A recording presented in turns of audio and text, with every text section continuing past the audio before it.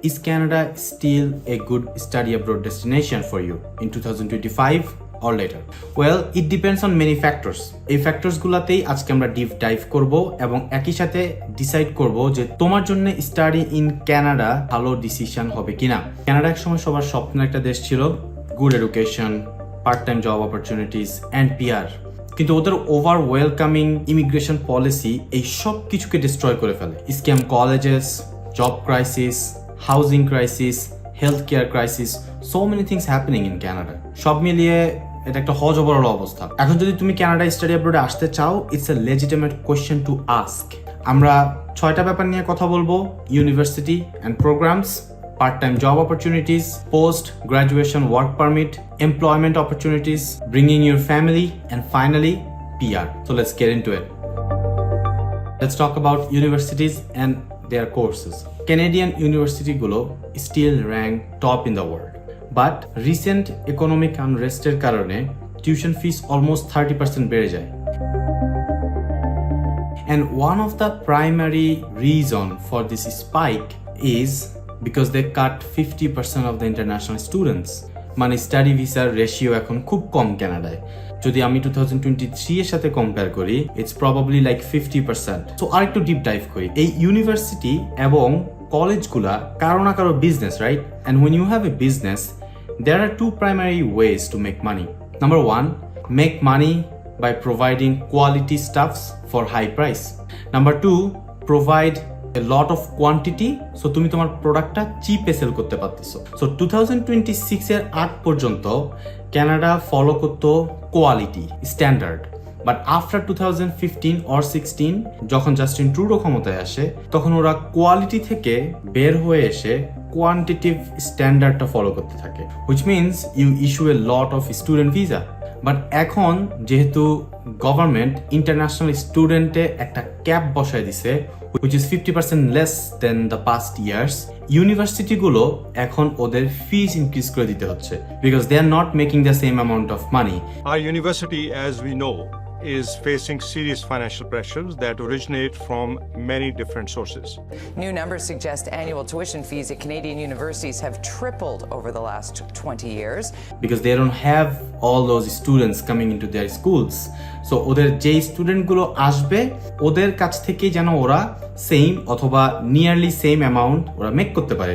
So they raised the tuition fees.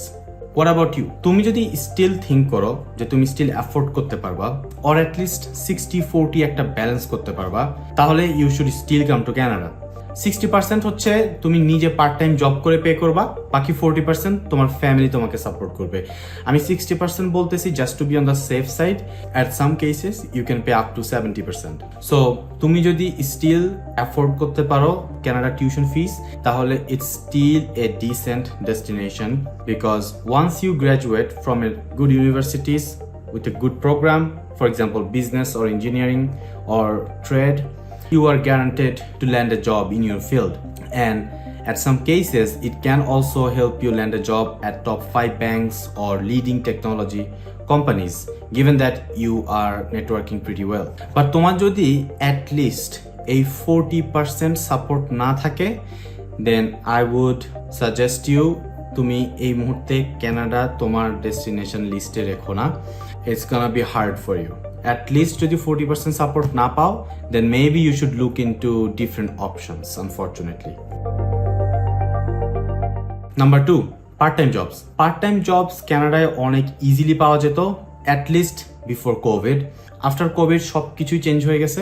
আমার একটা full video আছে যেখানে আমি পার্ট টাইম জবসের এই ওভার স্যাচুরেশনের পুরো ডিপ ডাইভ করছি। So if you guys want, তো you can watch that video for more information. But এখন পার্ট টাইম জব পেতে হলে তোমার অনেক এফোর্ট এবং নেটওয়ার্কিং থাকা লাগবে। অনেকে আবার এসেই ডেলিভারি শুরু করে, which is a great way to start, but not something you want to do forever. তুমি যে কোর্সে স্টাডি করতেছো ওই course related part time job খোঁজা স্টার্ট করো। And remember, we live in 2025, so stop thinking like average. Because তুমি যদি অ্যাভারেজের মতো থিঙ্ক করো, তাহলে একটা টিম হর্টনসের ব্যারিস্টার জব পাওয়ার জন্য 1000 মানুষ যেখানে লাইন ধরে, তুমিও 1000 জনের একজন হবা। লিটারালি একটা পজিশনের জন্য 1000 জন মানুষ লাইন ধরছে in Toronto. It's recorded.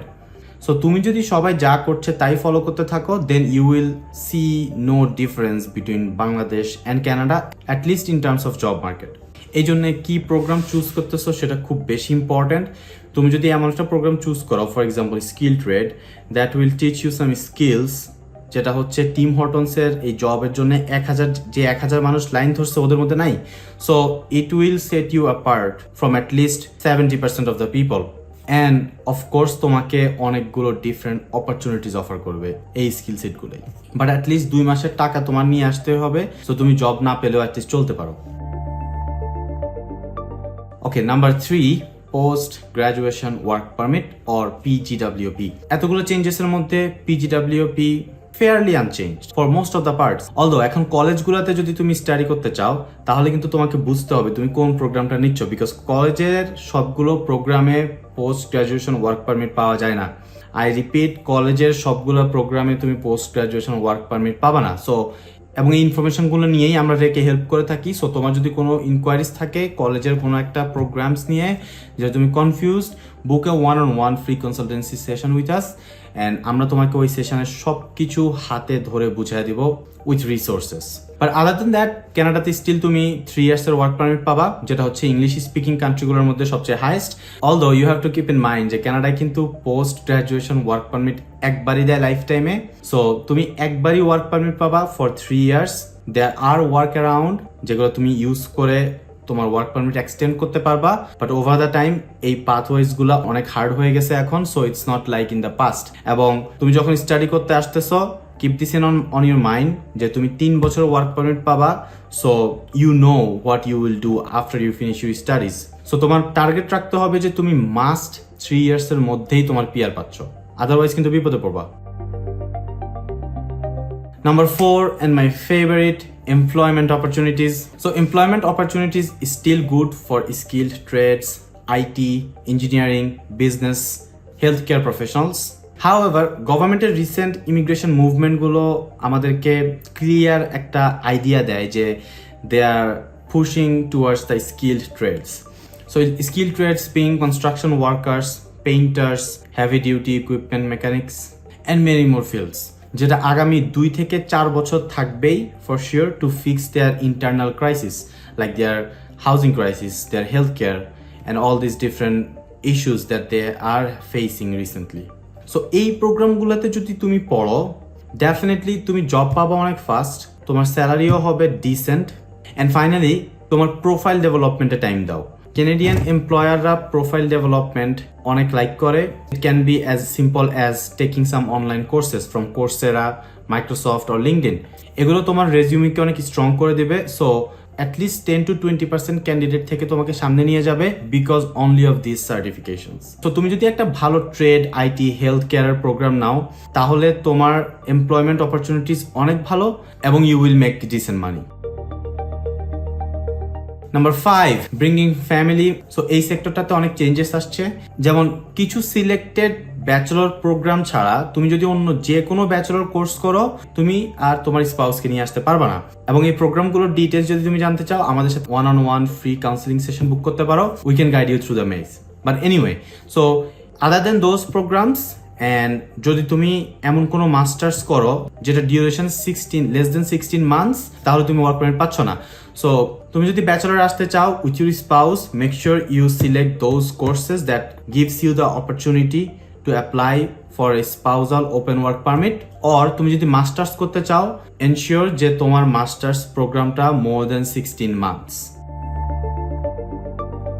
And finally PR, which is the most important one. So PR এর অপরচুনিটিসটা বুঝতে হলে আমাদের ক্যানাডিয়ান গভর্নমেন্টের স্ট্রাকচারটা বুঝতে হবে। একটা হচ্ছে ফেডারেল গভর্নমেন্ট, যেটার প্রাইম মিনিস্টার হচ্ছে জাস্টিন ট্রুডো। আরেকটা হচ্ছে প্রভিন্সিয়াল গভর্নমেন্ট, যেখানে 12টা প্রভিন্সের জন্য 12টা ডিফারেন্ট সরকার। সো PR পেতে গেলে তোমার কাছে প্রাইমারিলি 2টা অপশন আছে। একটা হচ্ছে এক্সপ্রেস এন্ট্রি, যেটা হচ্ছে পয়েন্ট বেসড, যেটা হচ্ছে ফেডারেল ইমিগ্রেশন ডিপার্টমেন্ট মেনটেন করে। আরেকটা হচ্ছে প্রভিন্সিয়াল নমিনেশন, যেটা হচ্ছে প্রত্যেকটা প্রভিন্স মেনটেন করে। ফেডারেল এক্সপ্রেস এন্ট্রি যেটা, সেটাতে তোমার এডুকেশন যত ভালো হবে, তোমার যত বছরের ওয়ার্ক এক্সপিরিয়েন্স থাকবে এবং তোমার ইংলিশ যত ভালো হবে, তুমি তত বেশি পয়েন্ট স্কোর করবা। আর এখনকার ফেডারেলের কাট অফ স্কোর হচ্ছে 500 থেকে 550-এর মধ্যে, which is A lot. So যারা মাস্টার্স করতেছে অথবা যারা ব্যাচেলর করে আসছে বাংলাদেশে এবং অ্যাটলিস্ট 1 বছরের ওয়ার্ক এক্সপিরিয়েন্স আছে ব্যাক হোম, তাদের জন্য ফেডারেল এক্সপ্রেস এন্ট্রিটা স্টিল অনেক ইজি, অনেক অ্যাক্সেসিবল। বাট যারা আমাদের মতো ব্যাচেলরে আসছো, যাদের ওয়ার্ক এক্সপিরিয়েন্স নাই, so you don't get those extra points, তাদের জন্য আমি হাইলি রেকমেন্ড করবো তুমি প্রভিন্সিয়াল নমিনেশনের দিকে এইম করো। এবং প্রভিন্সিয়াল নমিনেশনের জন্য এইম করতে গেলে তোমাকে ডেফিনেটলি স্কিলড ট্রেডের প্রোগ্রাম নিতে হবে, অথবা এমন কোন একটা প্রোগ্রাম নিতে হবে যেটা হচ্ছে কানাডাতে ইন ডিম্যান্ড। অ্যান্ড তোমার যদি কোনো রকম স্পেসিফিক প্রভিন্স টার্গেট থাকে, যেমন আমার আলবার্টা ছিল, সো আমি আলবার্টায় কোন জবগুলো ইন ডিমান্ডে ছিল আমি ওই জবগুলোতেই টার্গেট করি, এবং ওই জব ওইখানে ওই ইন্ডাস্ট্রিতে জব নেই। সো তোমার যদি এরকম কোনো প্রভিন্স টার্গেটেড থাকে, ওই প্রভিন্সের ইন ডিমান্ডে কি কি জব আছে সেই টাইপসের একটা প্রোগ্রাম চুজ করো এখনই। Because once you finish your program, ওই ফিল্ড অফ স্টাডিজটা যদি ওই প্রভিন্সের ইন ডিমান্ডে না থাকে, then you not gonna get you PR from provincial nominee. So it's very important. I want to emphasize this every single time যে তোমরা যে প্রোগ্রামটা চুজ করতেছো সেটা either Canada wide in demand or at least কয়েকটা প্রভিন্সে যেন ইন ডিমান্ডে থাকে। In demand কোর্সগুলো নিয়ে আমাদের ডিপ রিসার্চ পেপার আছে যেখান থেকে we can help you easily. So if you need any help to navigate all this maze, get in touch with us for a one-on-one free counseling session. Okay, so how does this provincial nomination work then? So provincial nomination, তুমি যখন in demand এর কোনো একটা job করবা, province nominate you after certain time, আর এই নমিনেশনের জন্যই তুমি 600 point পাবা। যেই 600 পয়েন্ট নিয়ে যখন তুমি এক্সপ্রেস এন্ট্রিতে যাবা, তখন তুমি গ্যারান্টেড নেক্সট PNP ড্রতে PR পাচ্ছ। বিকজ এক্সপ্রেস এন্ট্রির কাট অফই হচ্ছে 500 থেকে 550, বাট তুমি যদি প্রভিন্সিয়াল গভর্নমেন্ট থেকে 600 পয়েন্ট পেয়ে যাও, then it's like almost 800 to 900 points for you. So PR is guaranteed for you. তো তুমি যদি ব্যাচেলর পড়তে চাও, এনশিওর যে তুমি একটা স্কিল ট্রেড অথবা তুমি একটা ইন ডিমান্ড কোর্স নিচ্ছ। Okay, so finally, is Canada still worth it for you? We've discussed all the important aspects that you have to keep in mind before you make your decision.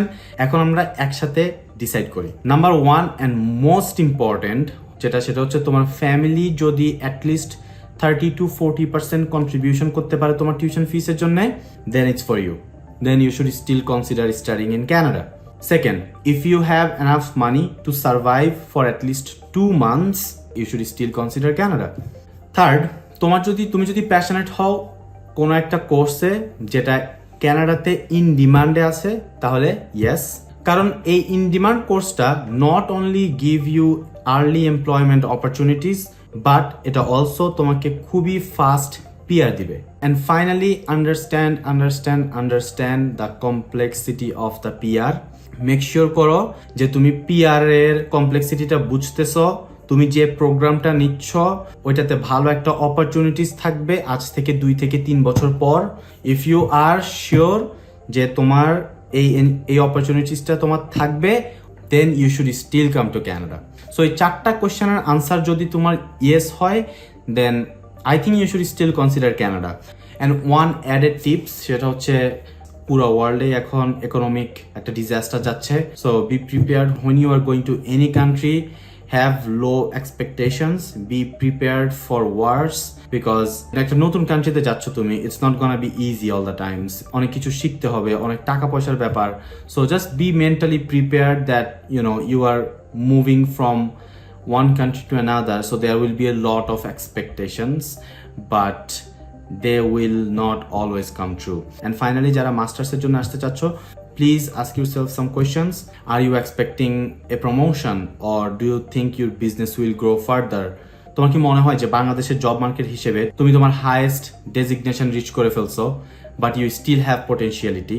যদি এরকম হয় যে তোমার still potentiality আছে আরো অনেক higher লেভেলে ওঠার জন্য, এবং তোমার কোনো প্রমোশনের কোনো অপশনস নাই, অর তোমার বিজনেস গ্রো করবে না, দেন you should definitely move somewhere. I don't know where, but I know that you should definitely move somewhere, because আমাদের দেশে অনেক smart and talented students, but only because they don't evaluate their options, they don't check out other options for them, ওরা লাইফে খুব একটা বেশি কিছু করতে পারে না। আমি সবাইকে রেকমেন্ড করি অ্যাটলিস্ট ভেরিফাই করো তুমি যেখানে আছো সেটা কি তুমি যেখানে যাবা তার থেকে ভালো হওয়ার কোনো সম্ভাবনা আছে কি না। So that's it for today. And if you have any questions about Canada or any other countries, we help students make the right decision. If you have any questions, any concern about any of those countries, please feel free to get in touch with us for free one-on-one counseling session. এমন কেউ একজনের কাছ থেকে যে already তোমার study অ্যাব্রোডের ডেস্টিনেশনে বসে আছে। And I hope to speak with you guys soon.